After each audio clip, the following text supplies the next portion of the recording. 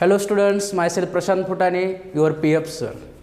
तो बच्चों, हमने लास्ट लेक्चर में बात की थी अबाउट कैलकुलेशन ऑफ हाइब्रिडाइजेशन, और हमने ये भी सीखा था कि किसी भी मॉलिक्यूल के अंदर बॉन्ड पेयर और लोन पेयर का जो भी समेशन होगा उसे हम क्या बोलते हैं, स्टेरिक नंबर। तो स्टेरिक नंबर के बेसिस पे हमने हाइब्रिडाइजेशन निकालना सीखा था। आज हम प्रीवियस ईयर क्वेश्चन जो कि नीट में पूछे गए हाइब्रिडाइजेशन के बेसिस पर, उससे हम डील करेंगे। तो first of all question is that we have to given NO3 minus NO2 plus and NH4 plus। हमें 3 आयोन्स दिए गए हैं। इन तीनों आयोन्स में हमें नाइट्रोजन एटम का हाइब्रिडाइजेशन कैलकुलेट करना है। We have to calculate hybridisation of this nitrogen atoms in that 3 species. तो कैलकुलेट कीजिए। कैलकुलेशन करना मैंने सिखाया है आपको। नाइट्रोजन, बोलो, नाइट्रोजन में कितने वैलेंस इलेक्ट्रॉन? 5 प्लस। ऑक्सीजन में कितने होते हैं? 6। लेकिन यहाँ पर ऑक्सीजन कितने? 3, यानी कितने हुए फिर? 18। ओके, ध्यान दीजिए। अब इस मॉलिक्यूल पर आपको कौन सा चार्ज दिखाई दे रहा है? नेगेटिव। जितने भी नेगेटिव आपको दिखेंगे उनको इसमें ऐड करते जाइए। यहाँ पर एक नेगेटिव है इसलिए +1 किया मैंने। कितना आता है यहाँ पर? 24, राइट। जो भी हमें वैलेंस इलेक्ट्रॉन मिलेंगे, उसे हम 8 से डिवाइड करेंगे। डिवाइड कीजिए। 8 3 × 24। बोलो, यहाँ पर 3 क्या होंगे? Bond pair, lone pair 0। Steric number क्या होगा यहाँ पर? Bond pair plus lone pair. Bond pair कितने यहाँ पर? 3, lone pair 0, therefore steric number 3। अगर स्टेरिक नंबर 3 आए तो हाइब्रिडाइजेशन कौन सा होता है? sp2। यहाँ पर आइए, इस मॉलिक्यूल में NO2 प्लस में कीजिए कैलकुलेट। 5 + 12। यहाँ पर नेगेटिव था, नेगेटिव होने पर हमने +1 ऐड किया था। लेकिन यहाँ पर देखिए कौन सा चार्ज है? पॉजिटिव चार्ज, यानी ये कैटायन है। ओके, अगर कैटायन हमें मिले, जितना भी आपको पॉजिटिव चार्ज दिखेगा उस मॉलिक्यूल के ऊपर, उसे क्या करने का? माइनस करने का। यहाँ पर आपने क्या किया? यहाँ पर माइनस करने। कितने पॉजिटिव है यहाँ पर? 1, देयरफॉर -1। कितना आता है यहाँ पर? 16। ओके, इसे 8 से डिवाइड कीजिए। 8 2 × 16। बोलो यहाँ पर स्टेरिक नंबर 2 + 0, क्योंकि 2 यहाँ पर क्या है? Bond pair, lone pair 0। Steric number हमें कितना मिला? 2। बोलो, अगर स्टेरिक नंबर 2 हो तो मॉलिक्यूल sp2 या sp हाइब्रिडाइज्ड। स्टेरिक नंबर 2 हो तो sp, 3 हो तो sp2। यहाँ पर आइए, NH4 प्लस। नाइट्रोजन में वैलेंस इलेक्ट्रॉन 5 प्लस। हाइड्रोजन में कितने कंसिडर करने के? 7। कितने? 7। 1 में 7 तो 4 में कितने होंगे? 7 4 × 28। यहाँ पर बोलो, माइनस या प्लस? माइनस। कितने -1 कीजिए यहाँ पर कैलकुलेशन। कितना आएगा? 32, राइट। 32 इसे डिवाइड कीजिए 8 से।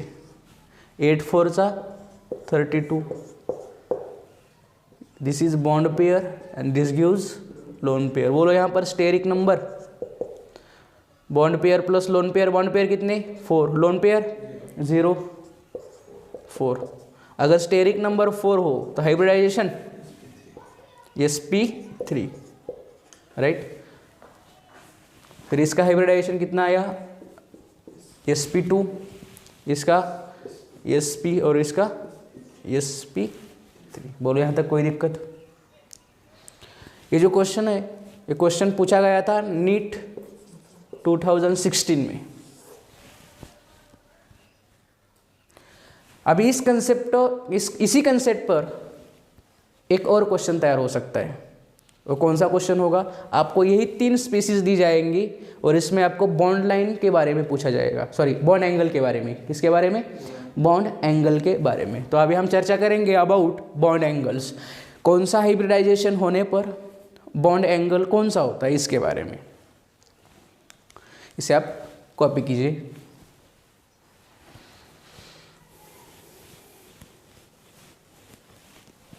एक बात आप हमेशा याद रखिए, जब भी कोई मॉलिक्यूल फॉर्म होता है उस दौरान मॉलिक्यूल स्टेबिलिटी की ओर मूव करता है। कहाँ पर जाता है? जहाँ भी उसे स्टेबल स्ट्रक्चर मिलेगा वहीं पर वो फिक्स होगा। Stability is very important in chemistry. For example, suppose हमारे पास 2 एटम है। कितने? 2 एटम। मान लो हमारे पास BeCl2 है, BeCl2। और BeCl2 का स्ट्रक्चर कैसा होता है आपको मालूम है? हाइब्रिडाइजेशन क्या होगा? हाइब्रिडाइजेशन इसका sp आएगा, और अगर sp हाइब्रिडाइजेशन हो तो स्ट्रक्चर क्या होगा इसका? लीनियर यानी ऐसा। ओके, क्या मैं ऐसा बोल सकता हूँ? ये जो 2 क्लोरीन एटम्स है, 2 क्लोरीन एटम्स, ये इस तरह से एडजस्ट हुए हैं कि ताकि इन दोनों में रिपल्शन कम हो। क्या कम हो? रिपल्शन। अगर ये दोनों पास पास होते हैं, मान लो ये जो स्ट्रक्चर है ऐसा ना होकर ऐसा मिल जाए हमें, Be यहाँ पर Cl, यहाँ पर Cl। अगर हमें ऐसा मिल जाए Be यहाँ पर Cl, यहाँ पर Cl, और एक स्ट्रक्चर हमारा ये, बोलो स्ट्रक्चर 2 और 3 में ये जो क्लोरीन है, क्लोरीन एटम बड़े बड़े होते हैं, बल्कियर होते हैं। अगर ये 2 बड़े बड़े ग्रुप्स पास में आ जाए तो इनमें क्या होगा? रिपल्शन बढ़ेगा, एक दूसरे को धक्का देंगे। इस पर आइए, यहाँ पर भी क्या होगा? रिपल्शन बढ़ेगा। तो क्या करता है एक chlorine atom? To minimize repulsion, इन दोनों में जो रिपल्शन होगा उस रिपल्शन को मिनिमाइज करने के लिए एक क्लोरीन एटम क्या करेंगे? एक दूसरे से दूर जाएंगे इस तरह से, ताकि इनमें रिपल्शन कम हो। अगर जब भी कभी रिपल्शन बढ़ जाए, एक बात हमेशा मेरी याद रखना, जब भी कभी रिपल्शन बढ़ जाए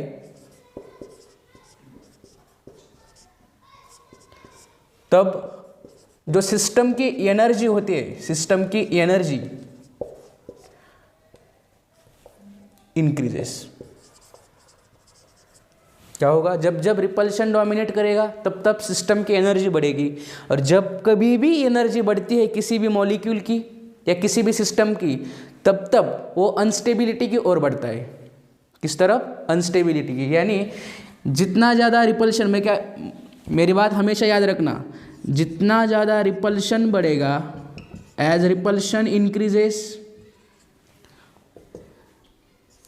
energy of system also increases. अगर किसी भी सिस्टम की एनर्जी बढ़ जाए तो उसकी जो स्टेबिलिटी होती है, वो स्टेबिलिटी घटती है हमेशा।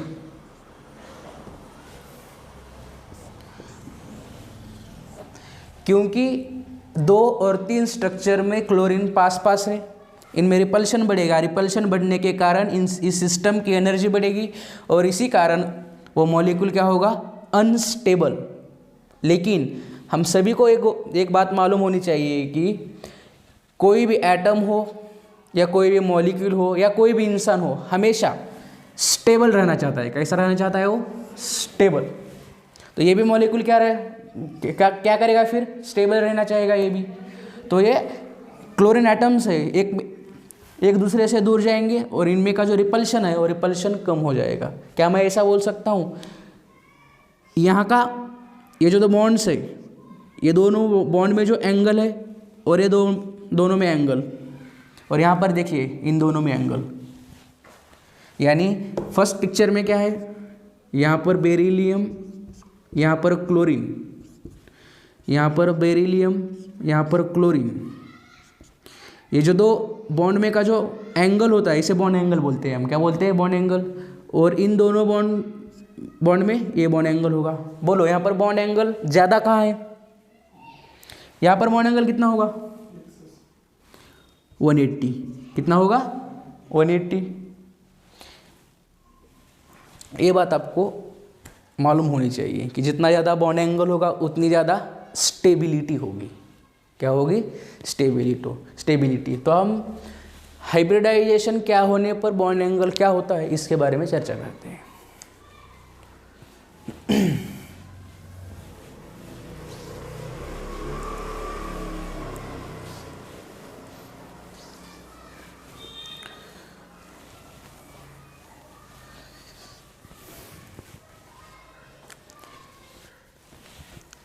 अगर हाइब्रिडाइजेशन sp हो, कौन सा हाइब्रिडाइजेशन? sp, तो बॉन्ड एंगल जो यहाँ पर हमें मिलेगा वो बॉन्ड एंगल कितना होगा? 180 डिग्री।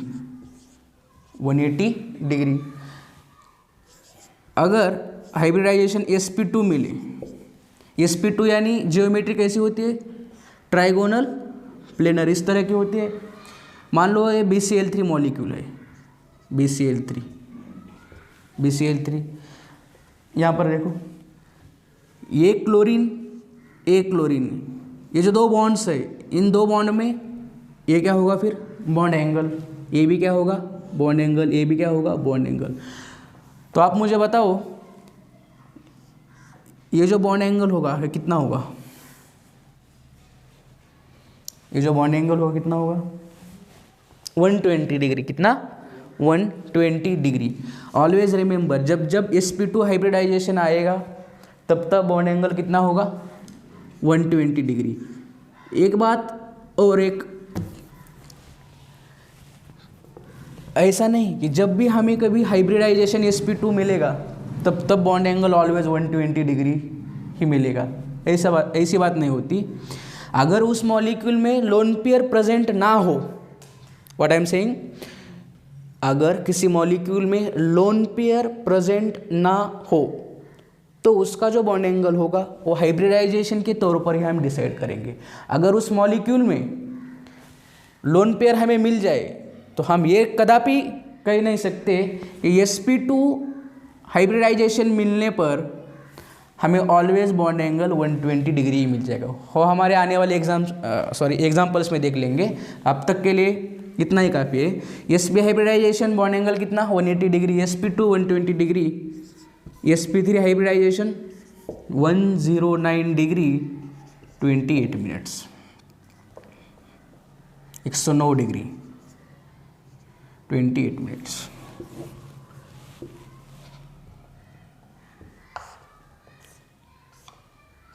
यानी ये जो बॉन्ड एंगल होगा यहाँ पर इन दोनों बॉन्ड में का, उसे हम क्या बोलेंगे? Bond angle. ये क्या होगा हमारा? हाइब्रिडाइजेशन। कॉपी कीजिए इसे। अब इस पर एग्जांपल हम डिस्कस करते हैं।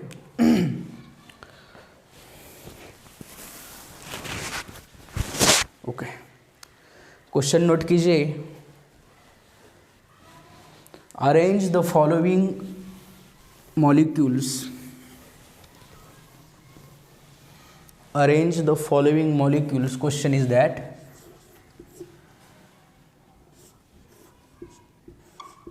arrange the following molecules. Arrange the following molecules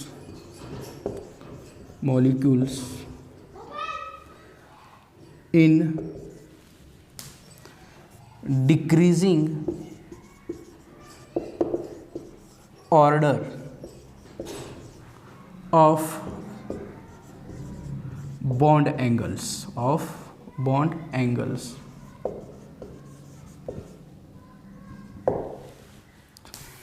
molecules आपको दिए गए हैं, NO3 माइनस, NO2 प्लस और NH4 प्लस।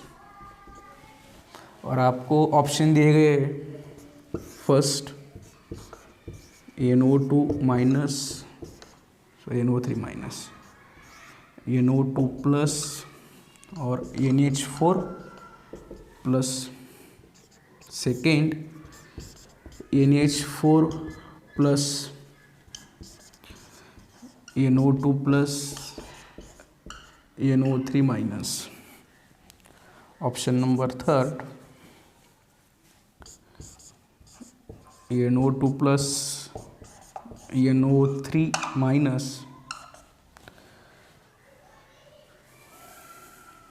और NH4 प्लस।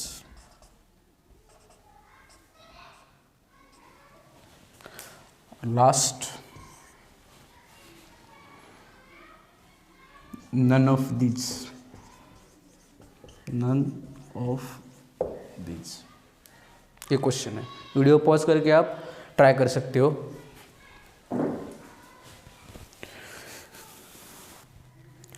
तो आपने ट्राई कर लिया होगा। जब भी आपको कभी बॉन्ड एंगल के ऊपर क्वेश्चन मिलेगा, बॉन्ड एंगल के ऊपर, तब आपको एक काम करना होगा, उस मॉलिक्यूल का आप पहले क्या निकालेंगे, हाइब्रिडाइजेशन। जब भी कभी आपको बॉन्ड एंगल दिया जाएगा तब आप हाइब्रिडाइजेशन निकालेंगे। निकालो हाइब्रिडाइजेशन। अभी हमने कैलकुलेट किया था, इसका हाइब्रिडाइजेशन कितना होगा,